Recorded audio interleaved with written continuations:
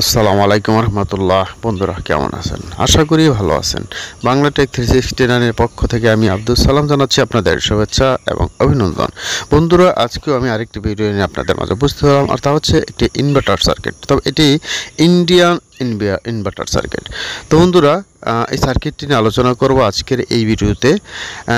বিষয়টি বোঝার জন্য শুরু থেকে শেষ পর্যন্ত দেখার বিশেষ অনুরোধ থাকবে। পাশাপাশি যারা আজকে এই মুহূর্তে ইন করলেন আমার এই চ্যানেলটিতে, তাদের প্রতি বিশেষ রিকোয়েস্ট, এখনই সাবস্ক্রাইব করে রাখুন। পাশাপাশি বেল আইকনটা অবশ্যই ক্লিক করে রাখবেন। আর ইতিমধ্যে যারা সাবস্ক্রাইব করে আমার পাশে আছেন তাদেরকে জানাচ্ছি অসংখ্য ধন্যবাদ। তাহলে বন্ধুরা, শুরু করা যাক।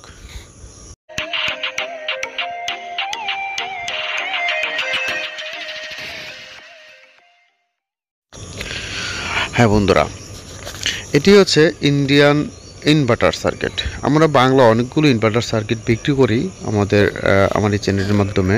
আপনার অনেক বন্ধুদের দিয়ে থাকি। তবে অনেকের রিকোয়েস্ট ছিল ইন্ডিয়ান কিছু সার্কিট সংগ্রহ করার জন্য, এবং তার পরিপ্রেক্ষিতে এই সার্কিটটি নিয়ে আসা। এই সার্কিটটি আমাদের হাতে এই মুহূর্তে আছে। আমার মনে হলো সার্কিটটা অনেক কোয়ালিটিফুল এবং ভালো মানের, এবং সার্কিটটি ইউজ করে মোটামুটি ভালো একটা আউটপুট ব্যবহার করা যেতে পারে। এবং যে পরিমাণে ওয়াট আছে, ওয়াট বাড়ানোর জন্য এই মসফেট বাড়িয়ে এভাবে আমরা অর্থাৎ এটার ওয়াটটা আমরা বাড়াতে পারি, অর্থাৎ ভিএ আমরা বাড়াতে পারি। তো যেমন এখানে লেখা আছে 150 ওয়াট। এখানে মসফেট ব্যবহার করার পর এটাকে 300 ওয়াট পর্যন্ত করা সম্ভব, এবং মসফেটের মান বাড়িয়ে আরেকটু ওয়াট অর্থাৎ 400 পর্যন্ত করা সম্ভব। এখানে Z44N দেয়া আছে। এখানে যদি আরও কিছু মান বাড়ায়া অর্থাৎ আরও মানের ওয়াট বেশি এরকম মসফেট ব্যবহার করা হয়, সেক্ষেত্রে এই ইনভার্টারটার অর্থাৎ এই সার্কিটটার আরও ওয়াট বাড়বে। যাই হোক, আমরা এখানে Z44N দিয়েই দুটো আছে, আমরা 4টি মসফেট দিয়েই আপনাদের দিব। এই ভিডিওতে আমি মোটামুটিভাবে এটার কার্যক্রম, এটা কীভাবে ব্যবহার করতে, কানেকশনগুলো কীভাবে টুকটাক আলোচনা করার চেষ্টা করব। তো নেক্সট কোনো ভিডিওতে আমি চেষ্টা করবো এটা দিয়ে একটি কমপ্লিট ইনভার্টার তৈরি করে আপনাদের দেখানো। হ্যাঁ, এখন মজার বিষয় হচ্ছে এটা শুধু ইনভার্টার কিন্তু তা কিন্তু নয়, এটা চার্জিং সহ। এটা ইনভার্টার, শুধু ইনভার্টার বললে হবে, এটা একটা মিনি আইপিএস বলা যেতে পারে, এবং কমপ্লিট আইপিএস বলা যেতে পারে।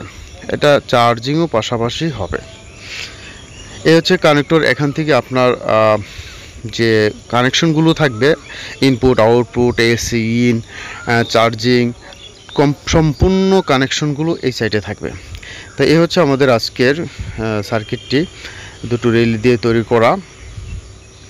এখানে 5টা কানেকশন আমি দেখানোর চেষ্টা করব কানেকশনগুলো সম্বন্ধে, যেহেতু এখন লিস্ট নেই। আর এটা হচ্ছে ইন্ডিকেটরের কানেকশন, আর এখানে সুইচ, পাশাপাশি বি পজিটিভের একটা লাইন থাকবে। কোনটা কি থাকবে সেটা তো অবশ্যই আমি আপনাদের দেখাবো। হ্যাঁ, বিয়ার আছে দুটো, এসি এক্সজাস্ট এবং ফ্রিকোয়েন্সি এক্সজাস্ট অর্থাৎ হার্জ, আর হচ্ছে চার্জিং এক্সজাস্ট। এই হচ্ছে 3টা ভিআরের 3টা কাজ। এটা চার্জিং এক্সজাস্ট। অসাধারণ কোয়ালিটি সার্কিটটা, যেহেতু চার্জিং সহকারে অর্থাৎ কমপ্লিটটা একটা আইপিএস করার মতো একটি সার্কিট। এটি আপনারা যারা ছোট 300 ওয়াট বা 400 ওয়াটের আইপিএস তৈরি করতে পারেন, তারা এই সার্কিটটি ব্যবহার করতে পারেন অনায়াসে। এখন কানেকশনগুলো যদি আমরা একটু খেয়াল করি, একদম এটা হচ্ছে নিউট্রাল, অর্থাৎ এখানে এসির নিউট্রাল।